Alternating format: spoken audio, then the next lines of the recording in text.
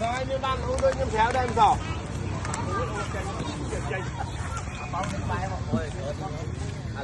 Alip bữa ban này. Alip bữa ban là bữa bao tới ở đây từ. Bữa thao chụp ấy tiếng. Bắt. Ok.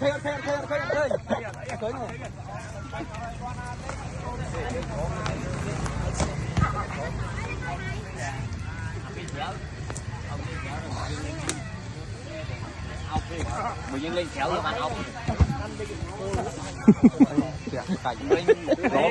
Bạn lẩu thì bò hot nó qua cho mùi. Ê,